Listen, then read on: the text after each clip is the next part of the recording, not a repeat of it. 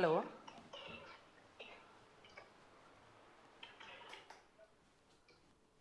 Halo? Halo, Teh. Iya, kenapa? Oh gini, Teh. Saya mau cerita masalah saya nih, Teh. Cerita masalah apa? Nggak apa-apa ya? Nggak apa-apa. Yang penting Nggak jangan apa-apa, Teh. menyebut nama siapapun, karena saya tidak ingin setelah viral kalian minta take down. Cerita masalahmu apa? Ini, Teh, masalah istri saya nih, Teh. Istrimu kenapa? Istri saya kan gini, istri saya kan pernah kerja di HK nih, Teh. Mm-mm. Nah, pernah kerja di HK itu 2 kali di interminate. Mm. Nah, terus dia pindah ke Makau. Mm. Nah, habis pindah ke Makau, ternyata di Makau dia itu bersama laki-laki lain, Teh. Oke, terus? Nah, yang dari permasalahan saya, kok bisa gitu ya di Makau gitu bersama laki-laki lain. Tuh, nah, yang saya tanyakan ke Teteh, apa bisa di backlist dari sini, Teh? Di backlist dari? Dari Indo, Di backlist mau diapain? di backlist biarin dia pulang. Oh iya, nggak bisa no. Itu yang bisa membacklist kan pemerintah. Oh gitu. Dia nggak ada kesalahan kriminal ya nggak bisa no. Di backlist apanya nggak bisa Oh dong. gitu. Iya dong, kan dia nggak ada kesalahan apapun. Ini kan masalah rumah tangga kalian. Kan Iya. nggak ada hubungannya sama pemerintahan Indonesia ataupun pemerintahan Hong Kong ataupun pemerintahan Makau. Kan nggak ada hubungannya. Oh gitu. Berarti kalau misalkan ada masalahnya baru bisa, Teh, ya? Ya kalau dia melakukan kriminal, kalau nggak kriminal nggak bisa. Oh gitu. Ya, Betul. soalnya saya juga nanya-nanya dulu sih, Teh. Soalnya saya mau nanya mas satu. Apa beneran saya nemu Facebooknya nomor kita dari Facebook. Nah, saya juga mau cerita tentang masalah kayak gitu. Mm-mm. Eh, Lah kenapa istrimu kira kok bisa sama cowok lain ini? justru itu aku juga aslinya juga bingung sih, Teh. Dia bilangnya anggapannya saya lepas tanggung jawab. Ibaratnya apa ya? Ya macam-macam lah. Soalnya saya juga emang dari dulu emang dia juga begitu. Mulai dari Taiwan.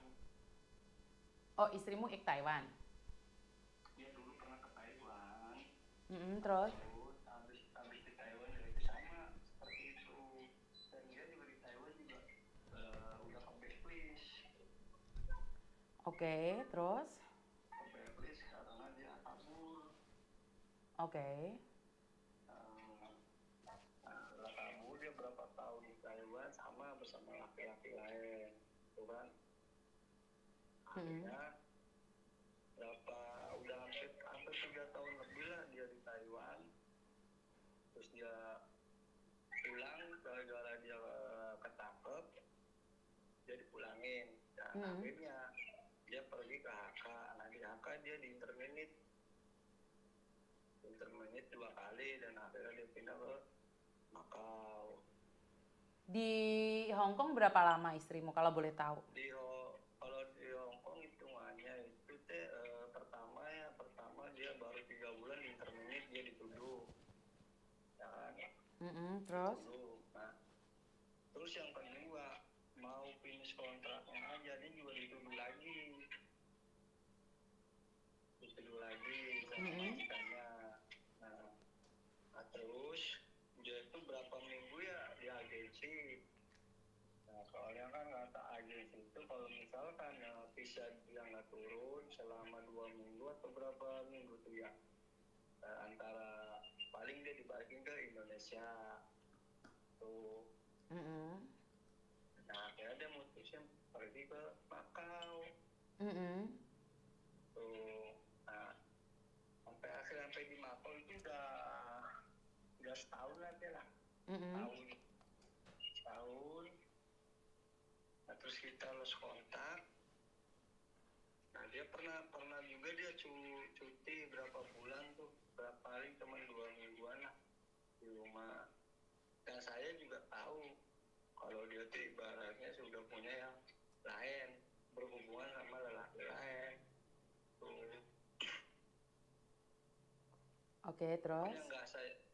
nggak saya habis pikir, gitu ya, kok bisa gitu, padahal dia di sini udah punya keturunan misalnya kan, dia dari awal dia itu kan niatan buat bantu suami, buat membalikin perekonomian keluarga, kok sampai sana kok jadi berubah pikiran gitu loh, kok nggak kasihan sama anak yang di sini gitu kan. Nah akhirnya ibarat saya itu kan berpikiran aja dia anak yang di sini dia nggak pernah dipikirin, dia mau enak-enakan di sana gitu sama laki-laki yang lain gitu kan. Nah, makanya saya punya pikiran kira-kira kalau dibebas dari sini kata teteh kan nggak bisa tuh ya. Betul, nggak bisa. Nggak punya, makanya saya belum sempat tanya. Nah saya udah nemu nomor teteh dulu, makanya saya nomor hubungin teteh. Saya nanya sama teteh kalau dibebas dari sini bisa apa enggak gitu loh. Nggak bisa. Karena gini loh satu hal, tadi kan kamu cerita bahwa mengatakan bahwa istrimu tuh di Taiwan pun sudah punya cowok lain. Dia sudah terbiasa dengan seperti itu. Jadi itu tergantung dari kamu mau mempertahankannya atau kamu mau meninggalkannya. Karena kalau sudah perempuan kayak gini, sulit ya. Saya tidak ikut campur permasalahan keluarga kalian. Tetapi jika seorang perempuan melupakan anaknya, itu saya nggak setuju. Kamu boleh bertengkar dengan suami, tapi dengan anak itu nggak boleh dicampur aduk. Itu menurut pendapat saya. Ya, benar. Jadi saya nggak tahu nih pokok permasalahan kalian. Atau dia sempat kecewa sama kamu karena dulu waktu di mana di Taiwan kirim uang kamu nggak bisa memakai uangnya dengan baik mungkin? Enggak serius enggak. Dari dulu ya emang hebat dari dulu itu ngirim ke saya pun juga ibaratnya itu saya bukan buat pribadi saya bukan, tapi buat anak. Dan akhirnya kita pecah itu, maksudnya ada permasalahan kayak gitu. Selama Dirita itu nggak pernah ke saya, tapi ke orang tuanya, itu loh, ke orang tuanya.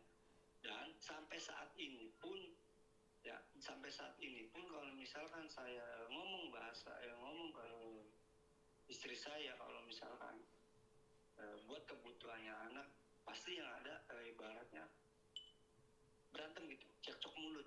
Saya yang paling males kalau cekcok mulut masalah uang. Saya yang menyampaikan kalau misalkan anak kamu nih aku posisi nggak megang uang, nah, kamu kan megang uang, tolonglah kasih anak kamu gitu loh, kan gitu maksud saya. Tapi yang ada dia tuh ngajak debat, yang ini yang itu segala macam. Dan akhirnya 4 bulan saya lost kontak, dan ngirim pun tanpa sepengetahuan saya ke orang tuanya. Oke, tapi kan sudah ngirim nih buat kebutuhan anak, istrimu ngirim dong? Ada ngirim nggak? Nggak tahu teh, nggak tahu. Saya nggak tahu menau. Saya nggak tahu, soalnya dari orang tuanya pun dia nggak pernah ngomong ke saya. Dari istri saya nomor saya pun diblok.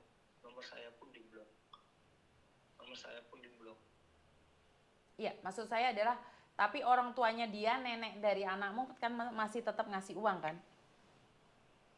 Kalau ngasih uang ke anak saya gitu. Ada nggak? Kalau masalah itu saya juga nggak tahu ya. Soalnya anak saya aja sering mintanya ke saya gitu kan. Nah, cuman saya pernah tahu dia juga sering belanja ke ibaratnya minimarket atau apa, saya juga nggak tahu. Saya nebaknya pasti itu uang dari ibunya. Tuh. Oke, artinya adalah istrimu masih bertanggung jawab dong atas anakmu?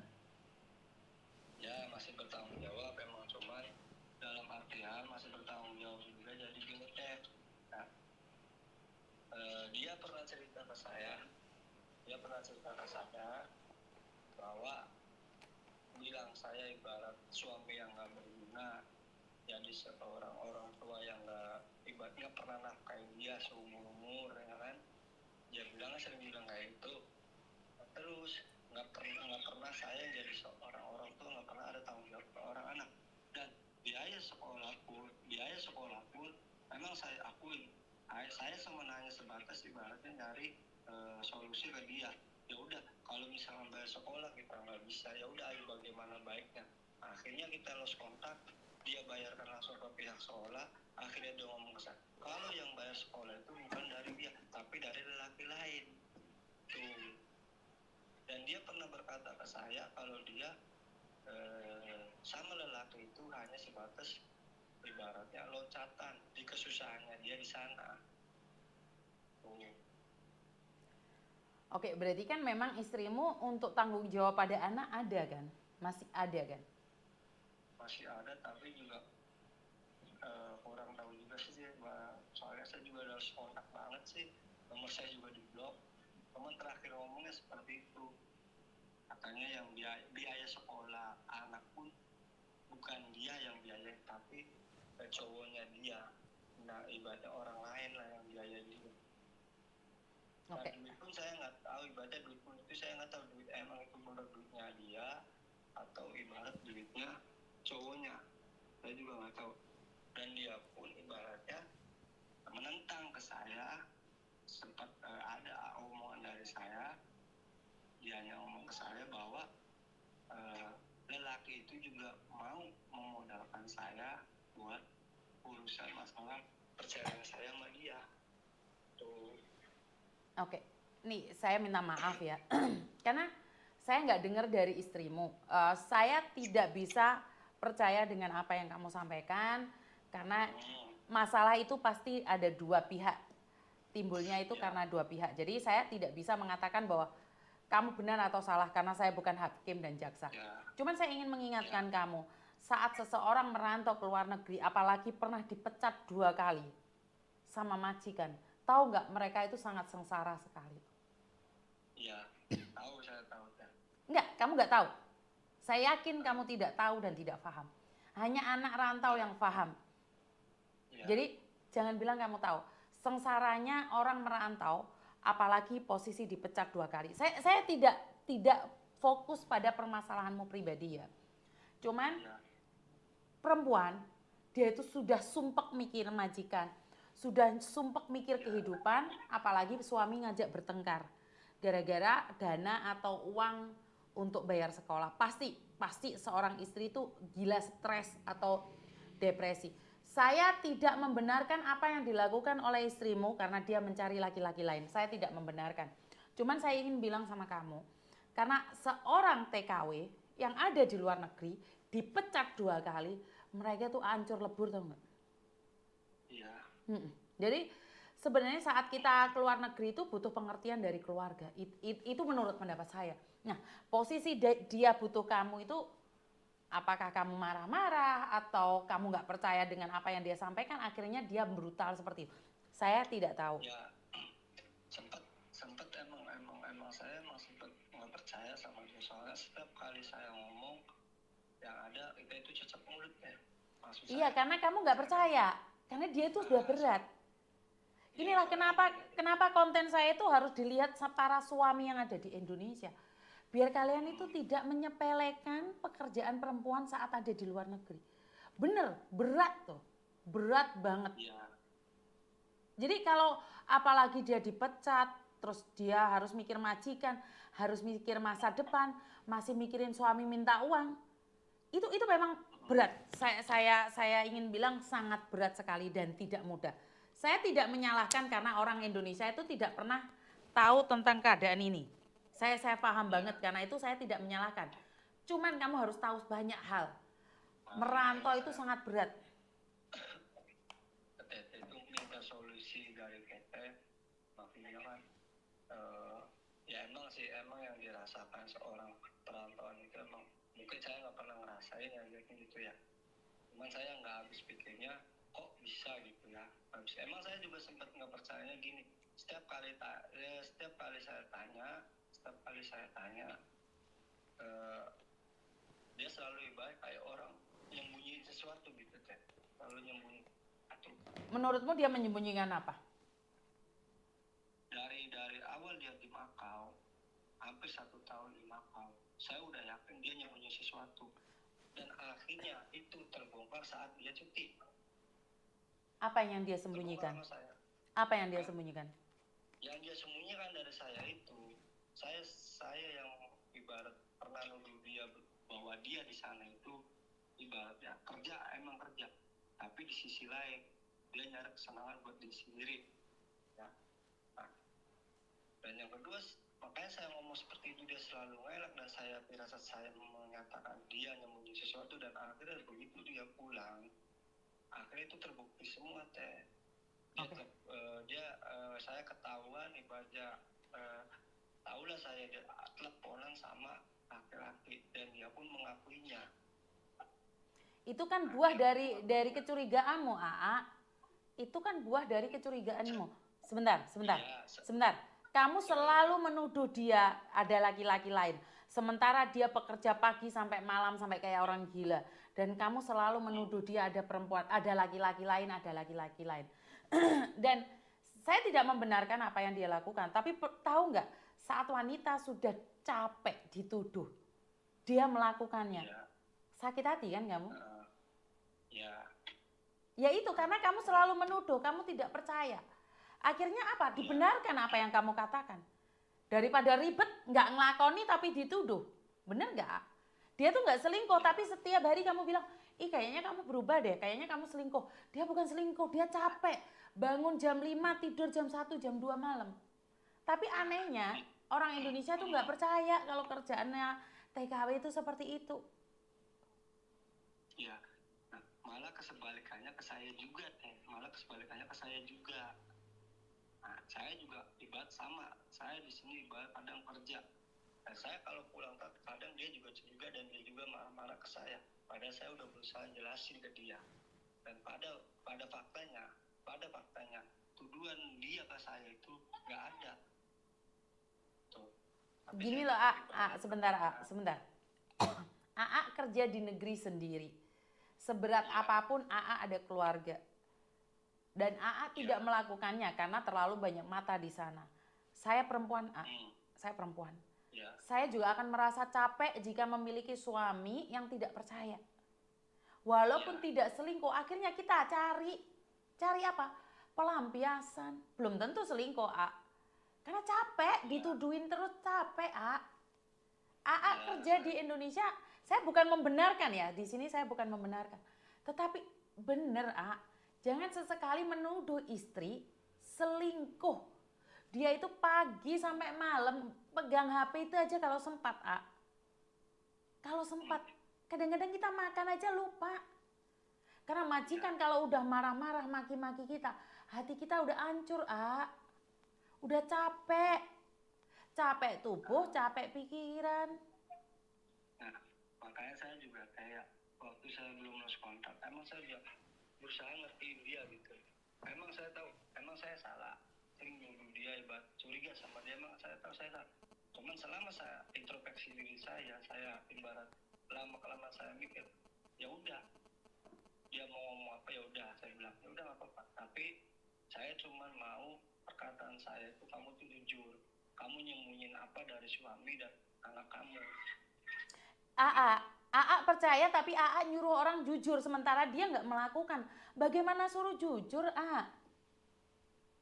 Jadi gini teh, dia itu udah lama itu semenjak dia di Hong Kong.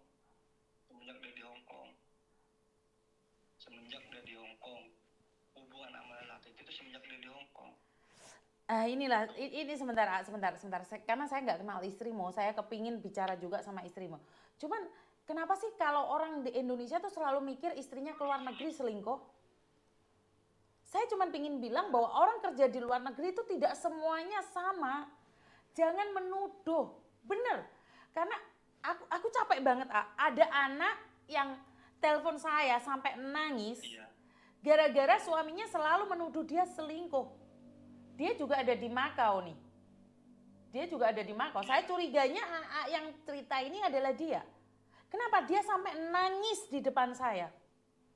Suaminya maki-maki dia. Dia bilang lonte juga. Iya. Jangan-jangan kamu yang dimaksudkan oleh anak tersebut. Berarti pernah lapor ke Teteh juga. Iya, karena kamu menghina dia habis-habisan. Kamu memaki-maki dia. Kamu menyakiti dia. Ya, sekarang saya tanya sama Teteh. Pak Teteh ya. Bisanya seorang suami punya berpikiran begitu. Ya, kenapa? Karena dia duluan yang memaki-maki saya. Ya, dan bisa dia memaki-maki saya udah bilang, Saya di sini kerja, saya di sini ngurus anak. Ya, kamu maki-maki saya pulang kerja telat, terus kamu telepon saya nggak diangkat, kamu marah, kamu ngatain saya, kamu maki-maki saya, kamu hina saya. Saya bilang, nah, saya di sini ngurus anak, dan saya juga nggak ada pikiran buat ibarat begini begitu, enggak. Saya bilang udah begitu, lah kamu maki-maki saya, sedangkan kamu kalau dimaki-maki kamu tuh dari tidak terima. Saya bilang, tapi kamu masih enaknya maki-maki seorang suami kamu. Nah kan, saya bilang, nggak masalah kamu maki-maki saya, silahkan sesuka hati kamu maki saya. Tapi kalau saya maki-maki kamu, apa kamu terima? Aku ngatain kamu ini, kamu terima? Enggak kan? Nah, sekarang aku nuduh kamu, sedangkan kamu nggak ngerasa. Apa kamu menerima? Pasti kamu marah kan? Sebaliknya kamu nuduh saya di sini yang begini, yang begitu. Ya kan? Maki-maki saya, segala macam saya. Apa saya ngomong? Saya bilang, apa saya marah? Saya bilang, enggak kan? Tahu nggak kalau sekarang ini saya sedang live dan didengarkan oleh banyak orang. Ini menurut pendapat saya itu adalah aib keluargamu. Sebenarnya tolong selesaikan secara pribadi. Pertama, saya cuma ingin bilang bahwa istrimu capek loh.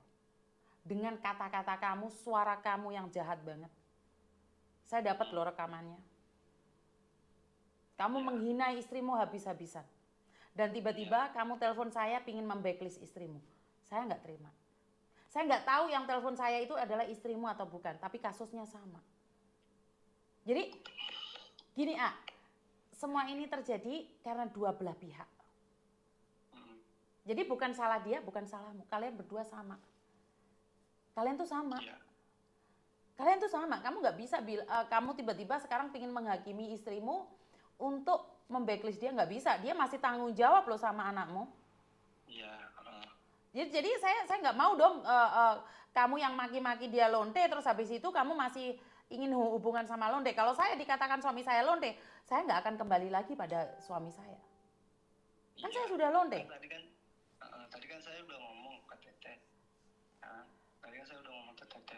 Kenapa saya bisa ngomong begitu ibaratnya? Ya entah itu istri saya atau bukan, tapi kan kenapa bisa seperti itu? Pikiran suami di mana sih Teh? Kalau harga dirinya diinjak, Teteh tahu lah pasti ya. Saya tahu. Gini loh, kalau suami istri, sebentar, kalau suami istri berbicara tentang harga diri, sebaiknya jangan.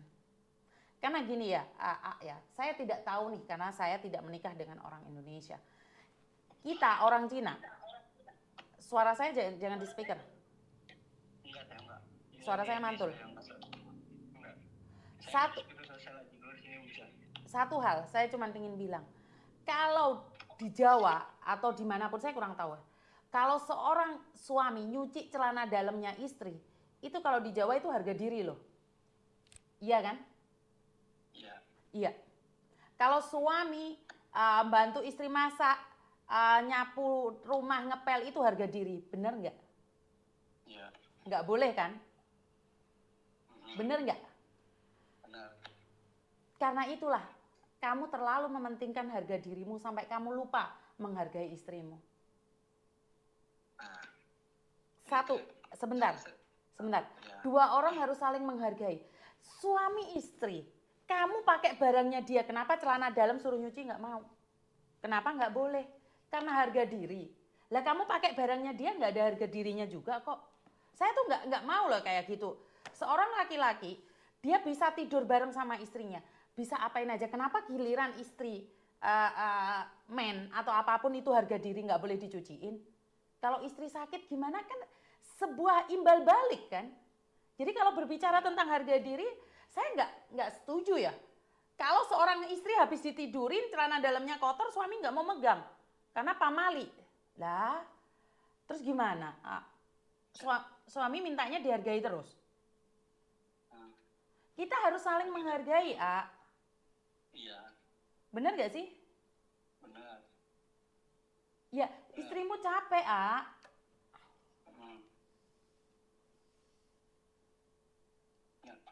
Makanya saya itu aslinya saya itu yang hargain istri saya. Tapi kok dia nggak pernah ngargain saya gitu. Malah bahasa dia juga apa sih? Bahasa dia itu yang dulu sekarang. Nah, dia bilang seperti itu, yang dulu, yang sekarang. Nah, maksud saya, nah kamu bilang yang dulu dan sekarang emang apa bedanya? Saya bilang, ya kan? Nah, saya dari dulu kerja apa saja, ibaratnya buat nyukupin keluarga, ibaratnya buat bikin istri seneng, anak seneng. Udah berusaha saya, udah semaksimal saya. Saya ngomong gitu, sudah semaksimal saya, udah berusaha saya. Dan saya juga bilang ke dia, saya bilang kalau ada masalah kamu dan saya, terus kamu udah punya masalah sama orang lain ataupun sama siapa, jangan pernah bawa-bawa saya. Karena apa? Kamu bisa selesaikan sendiri, kamu bisa selesaikan sendiri, kamu gak bisa selesaikan sendiri. Kamu bisa ngomong saya sebagai seorang suami. Tapi apa setiap kamu ada masalah sama orang yang ibarat saya nggak kenal sama siapapun, kamu pelampiasannya ke saya dan omongan kamu itu kasar. Dan kamu kalau suami ngomong kasar, kamu itu tidak terima. Saya udah berusaha halus ngomong sama kamu, berusaha baik-baik sama kamu. Oke lah, masalah curiga saya mungkin saya keterlaluan, udah kelewatan. Tapi itu semata-mata demi buat rumah tangga kita berdua itu. Jangan sampai ada pihak ketiga, jangan sampai rumah tangga kita hancur. Karena apa? Karena kita tuh melihat di anak, melihat di keturunan. Sebajing-bajingannya lelaki, saya bilang. Sebrengsek-brengseknya lelaki. Masih bisa dirubah semua. Nah, saya sering bilang begitu, kan. Sebentar. Kalau laki-laki bisa dirubah, kalau perempuan bisa dirubah nggak? Kalau perempuan, kalau misalkan saya bukan saya tahu sih, Pak. Cuma kalau dari watak itu susah. Oke. Sekarang kan sebajingan-bajingan laki-laki bisa diubah. Kalau perempuan nggak bisa diubah. Nah, kalau kamu sudah tahu dia tidak bisa diubah, tinggalkan aja. Selesai kan? Siapa tahu dia bisa berubah dengan di tangan laki-laki yang tepat. Iya, ya emang saya juga emang begitu ngomong begitu seperti itu. Cuma saya di sini saya ngeliat keturunan kan. Bukan, kenapa harus bertahan dengan keturunan? Jika kamu tidak bahagia dan dia tidak bahagia, daripada kamu tiap hari telepon dia bilang dia lonte, kan lebih, apa kamu nggak lebih sedih lagi anakmu tahu bahwa orang tuanya, ibunya dipanggil lonte sama bapaknya? Iya, sekarang saya tanya sama Teteh. Seorang anak tahu ibunya sedang berpelukan sama lelaki lain, menurut Teteh gimana? Itu pasti kena mental di anaknya, itu pastinya. Nah, ini saya bikin tanya ke Teteh. Soalnya gini, Teh. Anak saya tahu ibunya berpelukan sama lelaki lain. Dari mana dia tahu? Dari mana dia tahu? Dari foto profil WA. Dan dia langsung dihapus, langsung diprivasi. Dan anak saya langsung ngomong ke saya. Itu pun saya nggak tahu. Anakmu umur berapa sih? Anakmu umur berapa? Anak saya yang gede itu umur 11 tahun. Oke. Dan yang kecil umur 6 tahun. Dan saya begitu pulang kerja saya kaget. Dan orang tua dia pun tahu. Orang tua dia pun tahu. Ya kan?